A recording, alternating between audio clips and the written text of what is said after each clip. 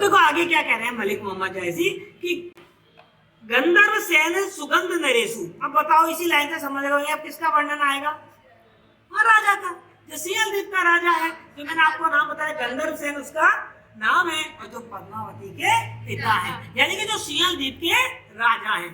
तो गंधर्व सेन सुगंध नरेशु, सो राजा वह ताकर देसु, और लंका सुना जो रावण राजू, तेहु चाई बड़े ताकर साजू, और 56 कोटि कटक दल साजा, छवे छत्रपति ओ गढ़ राजा, सोरह सरस गोड़ घोड़ सरा, चाम करण अरु बाघ तुकारा, सात सहस हस्ती संगली, जनु कबिलास ऐरावत वली, और अश्वपतिक सिर मोर कहावे, गजपतिक आंकुश गज नावे, और नरपतिक क्या है और नरिंदु, और भूपतिक जग दूसर इंदु, ऐसे चक्कर वे राजा चहु खंड भय होए, सबे आय सिर ना वही सरवर करे ना कोई। दोहा आ गया और ऊपर चौपाई आ गया। यहाँ गंधर्व सेन राजा का वर्णन किया गया। सिंहलदीप जब सर्वश्रेष्ठ है तो एक बात बताइए, कोई भी स्थान की सर्वश्रेष्ठता वहां के राजा पे निर्भर नहीं करती। यदि वहां का राजा शक्तिशाली, बुद्धिमान और संपन्न है तो वो स्थान भी संपन्न और शक्तिशाली होगा।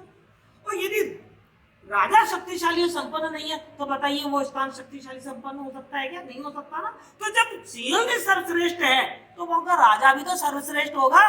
दुनिया के जितने राजा हैं उनमें सर्वश्रेष्ठ कौन राजा होगा? गंधर्व सेन ही होगा। क्लियर? इतना आप अंदाज लगा सकते हैं। अब अंदाज लगा के फिर अपन आगे बढ़ते हैं। ठीक है, गंधर्व सेन सुगंध नरेशु, जो गंधर्व सेन है ना उसकी प्रतिष्ठा, सुगंध का मतलब है यहाँ यश और उसकी प्रतिष्ठा सारे राजाओं में फैली हुई है। दुनिया के जितने राजा हैं उन सब राजाओं में गंधर्व सेन की सुगंध फैली हुई है, अर्थात उसकी प्रतिष्ठा और यश चारों तरफ फैला हुआ है। सो राजा वह ताकर देसु, और वो ऐसा राजा है जो दुनिया में और कहीं वैसा राजा, उसकी कोई तुलना किसी और राजा से नहीं की जा सकती। लंका सुना जो रावण राजू, अब देखो वो एक उदाहरण दे रहे हैं। हाँ, एक राजा का नाम सुना है, लंका के राजा रावण का। बड़ा समृद्ध राज्य था, बहुत शक्तिशाली था, महापंडित था रावण, ऐसा कहते हैं कि महापंडित था, बहुत शक्तिशाली था। तो कहते हैं लंका सुना जो रावण राजू, हमने रावण के राजा एक लंका का नाम तो सुना, जो लंका का राजा था रावण, उसका नाम तो हमने सुना है। तेहु चाही बड़े ताकर साधु, लेकिन जो गंधर्व सेन है ना वो लंकापति रावण से भी ज्यादा बढ़कर है, उससे ज्यादा शक्तिशाली है। अभी तक हमने सबसे शक्तिशाली राजा किसका नाम सुना? रावण का सुना, लेकिन गंधर्व सेन उससे भी ज्यादा शक्तिशाली है। 56 कोटि कटक दल साजा। अब वो बता रहे क्यों शक्तिशाली है। उसकी जो शक्तिशाली सेना है उसका वर्णन आपके सामने आ रहा है कि 56 कोटि, 56 करोड़, 56 कोटि मतलब 56 करोड़ कटक दल साजा, उसकी सेना में 56 करोड़ सैनिक हैं। कितनी बड़ी सेना है उसकी। और सभी छत्रपति और गढ़ राजा, और जितनी जो सैनिक है ना वो सभी कोई लंजू पंजू नहीं है, वो सब के सब या तो छत्रपति हैं या किसी न किसी किले के राजा हैं। मतलब 56 करोड़ गणपति और छत्रपति उनकी सेनाओं में शामिल हैं। समझ गए आप? 16 सहस घोड़ घोड़ सारा, और ये तो पैदल सेना की बात करी। अब उनकी घुड़सवार सेना की बात करिए।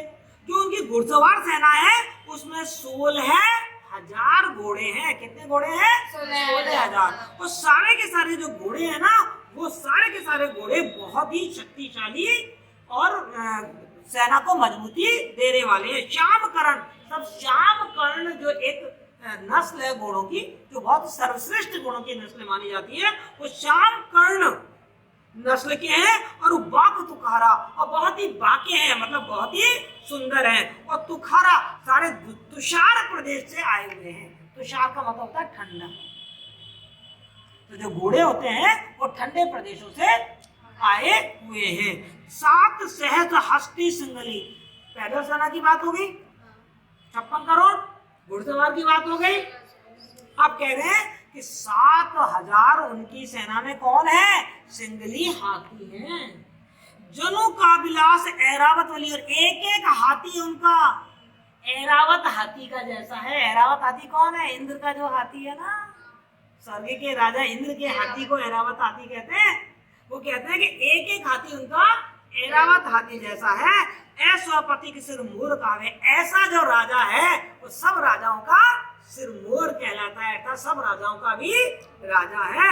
और गजपति अंकुश गज नावे, और जो आसपास के राजा है ना, दूसरे राजा, वो इस गंधर्वसेन राजा के सामने अपना सिर झुकाते हैं। कैसे?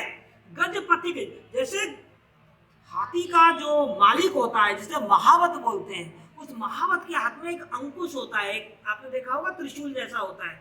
तो जब हाथी पे उसको नियंत्रण स्थापित करना होता है तो वह अंकुश के द्वारा उस हाथी पे नियंत्रण स्थापित करता है। जैसे घोड़े की लगाम, चाबुक, इसी तरीके से एक अंकुश होता है जो घोड़े के हाथी के नियंत्रण के लिए होता है।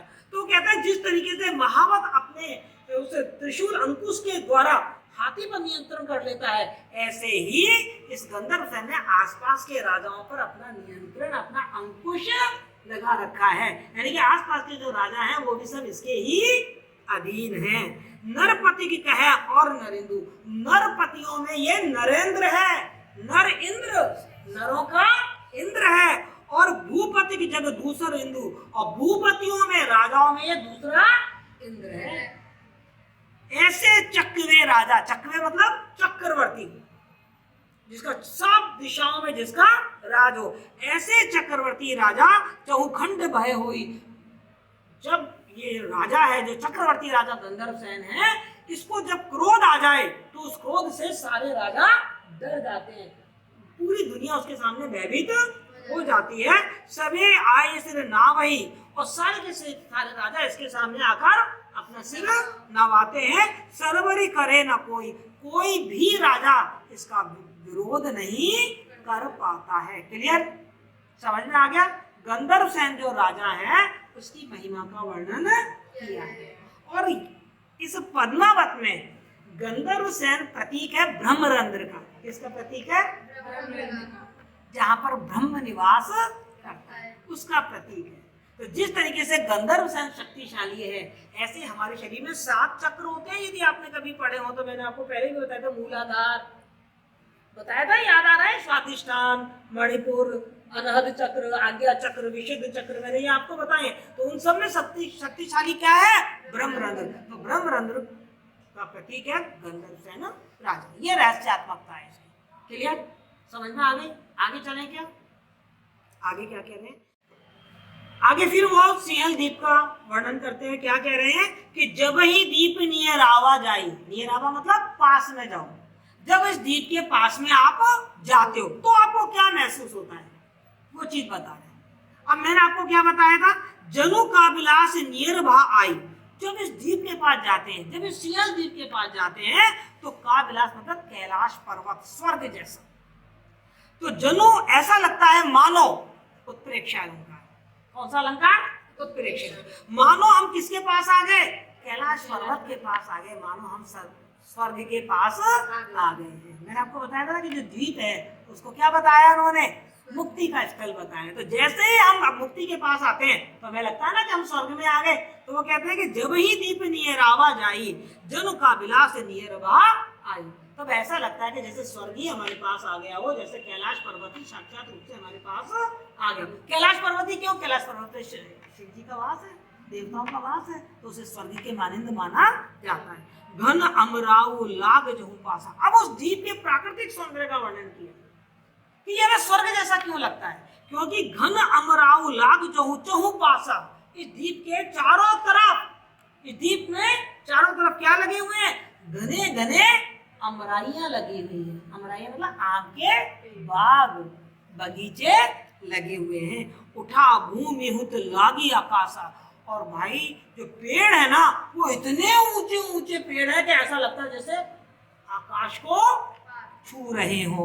तरेवर सबे मलय गिरिलाई। और जितने भी पेड़ हैं वो इतने सुगंधित हैं कि ऐसा लगता है कि मानो उनको मलयगिरी से, यानी कि चंदन के पहाड़ों से उठाकर ले आए हो। इतने सुगंधित यहाँ के तरवर मतलब वृक्ष हैं। भग भई जग छा रैन हो आई। और इतने घने पेड़ हैं और चारों तरफ उन घने पेड़ों से क्या छाई रहती है? छाया ही छाया छाई रहती है, अर्थात शीतलता ही शीतलता छाई रहती है। कैसे लगती है? जैसे कि रात हो गई हो, अर्थात यहाँ धूप नहीं रहती। धूप किसका प्रतीक है? दुखों का। और छाया किसकी प्रतीक है? शीतलता का, सुख का, आनंद का। यानी कि यहाँ आनंद ही आनंद है ना। मलय समीर सोहावन छाई। और चूंकि यहाँ के सारे पेड़ ऐसा लगता है कि जैसे मलयगिरी पर्वत से लाए हैं, मलयगिरी से लेके आए, चंदन की जो पहाड़ है वहां से यहाँ की जो हवा आई है, तो इसलिए जो हवा है वो भी सारी कैसी है? चंदन के सुगंध से सुवासित है, जो बहुत ही सुहावनी लग रही है। मैंने आपको पहले भी बताया और फिर बता रही हूँ, हवा की 3 विशेषताएं होती है, मंद मंद बहना, शीतल शीतल बहना और सुगंधित बहना। तो यहाँ की हवा बहुत ही सुहावनी है, मंद मंद बह रही है, शीतल है और सुगंधित है। क्यों? कि पेड़ कहाँ से आए हुए हैं? मलय के नीचे। तो जो पहाड़, जो हवा है वो भी कहाँ से आई है? मलय समीर। मलय मतलब चंदन, समीर मानी हवा। चंदन की जो हवा है चंदन से सुवासित हो रही है, इसलिए बहुत ही सुहावन, बहुत ही सुहावनी लग रही है। जेठ जाड़ लागे ते ही महा। अरे भैया, जेठ का महीना, जेठ का महीने की क्या विशेषता है? गर्मी होती है। बिल्कुल, जेठ का महीना कैसा होता है? बहुत गर्म होता है। चैत्र वैशाख ज्येष्ठ आषाढ़, तो जेठ बहुत ही गर्म महीना होता है। तो कहते हैं जेठ के महीने में भी यहाँ जाड़ा जैसा रहता है, सर्दी रहती है। जेठ के महीने में भी शीत ऋतु रहती है। अब यहाँ जेठ का जो महीना वो किसका प्रतीक है? दुखों का, कष्टों का। भाई धूप किसका प्रतीक है? दुखों का, मुसीबतों का, बाधाओं का। और जो जाड़ा है, शीत है, शीतलता, वो किसका प्रतीक है? आनंद का, सुख का। तो यहाँ पर हमेशा सुख और आनंद ही छाया रहता है। कोई छा रहने हो ही आवे। और यहाँ जो छाया है वो हमेशा रात की तरह छाई रहती है। हरियर सवे आकाश दिखावे। और कहीं से भी देख लो, धरती से देख लो, चाहे आकाश से देख लो, सब जगह हरियाली ही छाई रहती है। और हरियाली किसका प्रतीक है? संपन्नता का, समृद्धि का। पथिक जो पहुंचे सही के गामू। जो भी पथिक, गामू मतलब धूप में परेशान होकर जो पथिक यहाँ पर आता है, जब कोई यात्री यात्रा करता है तो वो धूप वगैरह में होके आता है, और धूप में चलता चलता जब वो इस द्वीप पर पहुंचता है तो यहाँ की शीतलता में उसको बड़े सुख और आनंद की प्राप्ति होती है। तो पथिक जो, अब ये पथिक यहाँ किसका प्रतीक है? उस व्यक्ति का जो कि साधना कर रहा है। और गाम किसका प्रतीक है? इस सांसारिक पाप ताप का, कि जो सांसारिक पाप ताप से परेशान होकर यहाँ पहुंचता है तो उसको क्या मिल जाता है? सुख और आनंद की प्राप्ति हो जाती है। तो पथिक जो पहुंचे सही के गाम, जो धूप सहकर पथिक यहाँ पहुंचते हैं, दुख बिसरे सुख हो विश्राम।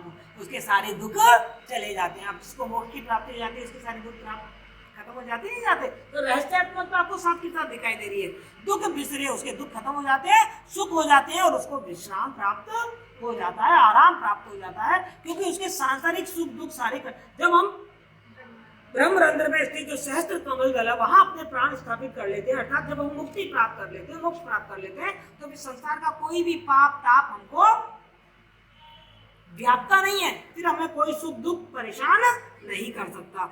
जे वह पाई छाह अनूपा, फिर नाही आई सही है धूपा। और जो ये छाह प्राप्त कर लेता है, जो व्यक्ति ये छाया प्राप्त कर लेता है, जो व्यक्ति सेल द्वीप पर आकर छाया को प्राप्त कर लेता है, वो क्या करता है? फिर ना ही आई सही है धूपा।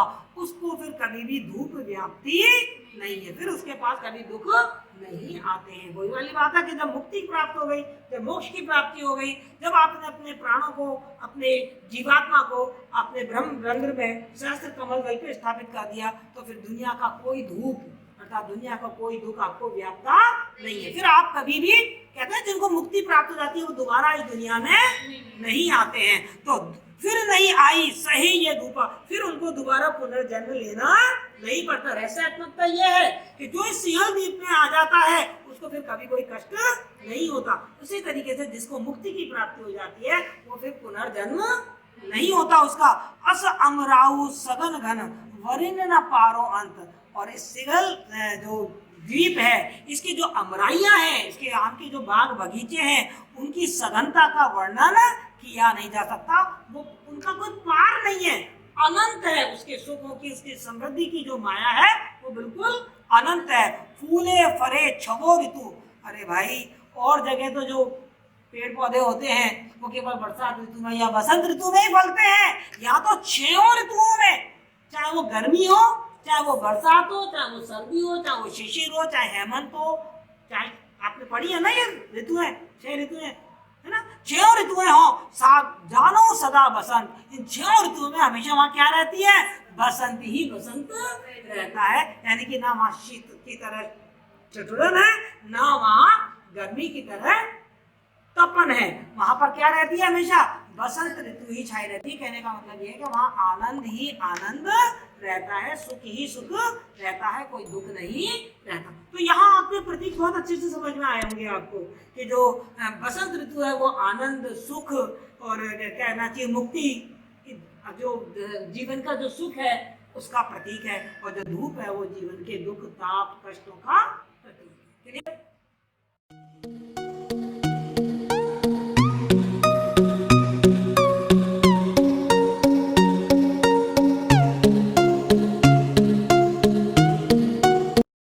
आगे क्या कह रहे हैं मलिक मोहम्मद जैसी कि गंधर्व सेन सुगंध नरेशु। अब बताओ इसी लाइन से समझ रहे हो अब किसका वर्णन आएगा?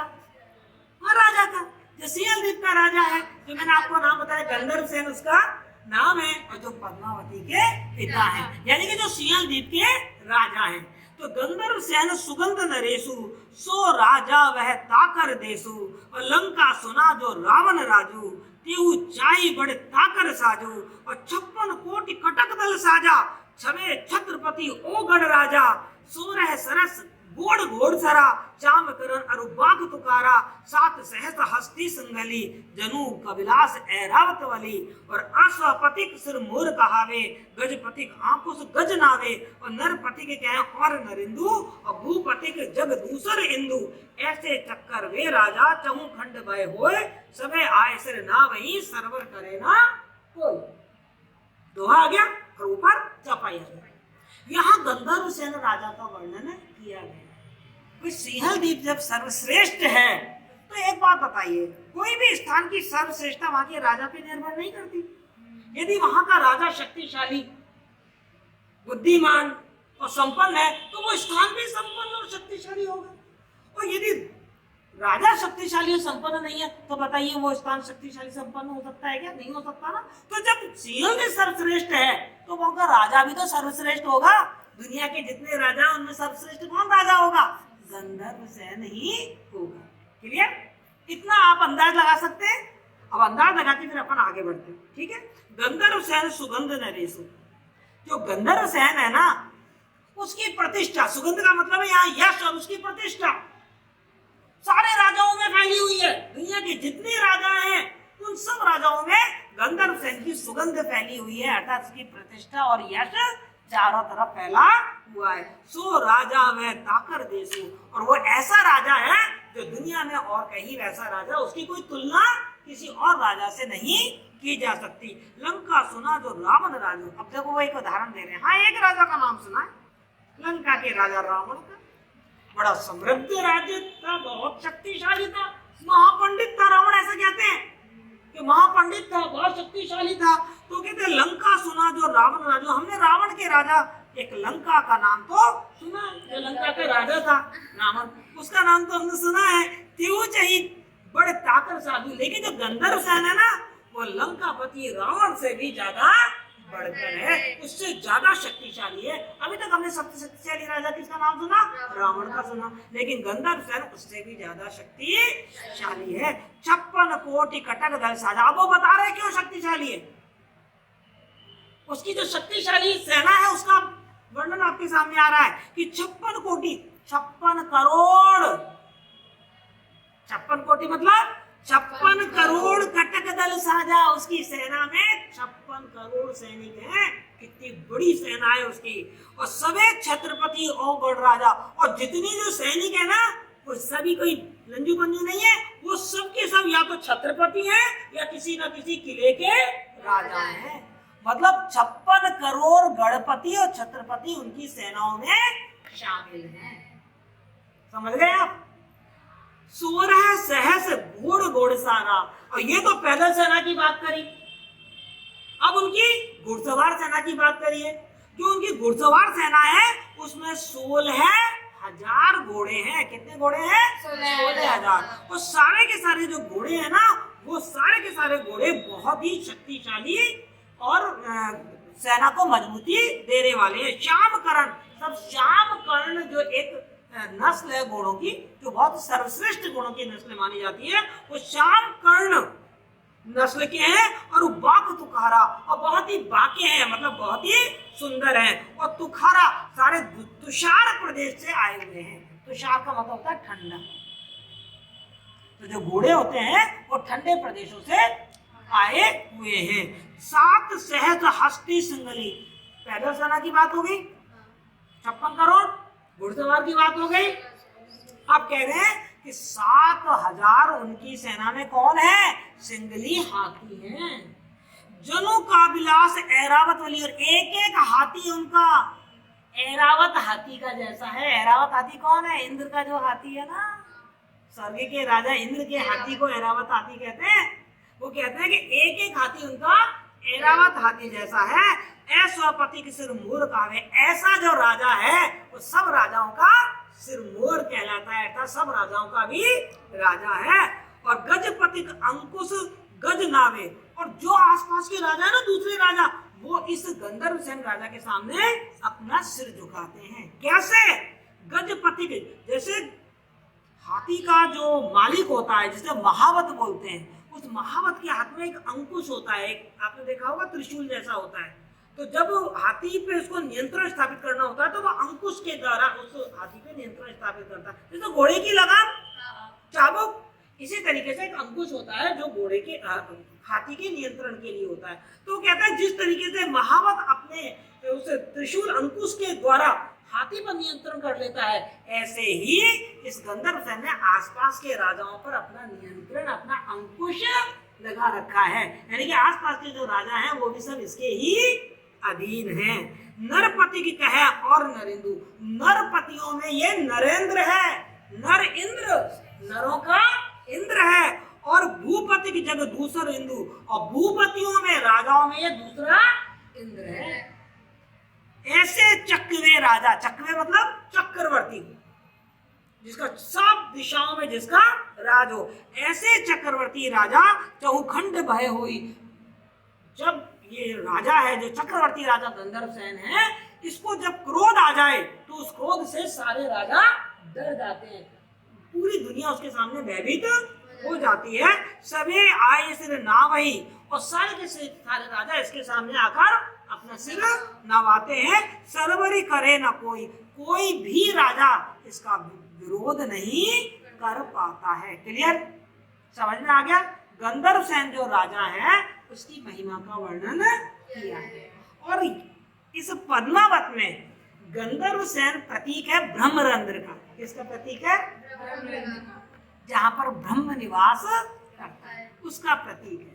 तो जिस तरीके से गंधर्व सेन शक्तिशाली है, ऐसे हमारे शरीर में 7 चक्र होते हैं। यदि आपने कभी पढ़े हो तो मैंने आपको पहले भी बताया था, मूलाधार बताया था, याद आ रहा है? स्वादिष्ठान, मणिपुर, अनहद चक्र, आज्ञा चक्र, विशुद्ध चक्र, मैंने ये आपको बताए। तो उन सब में शक्तिशाली क्या है? ब्रह्मरंध्र। तो ब्रह्मरंध्र का प्रतीक है गंधर्व सेन राजा। ये रहस्यात्मकता है इसकी। क्लियर?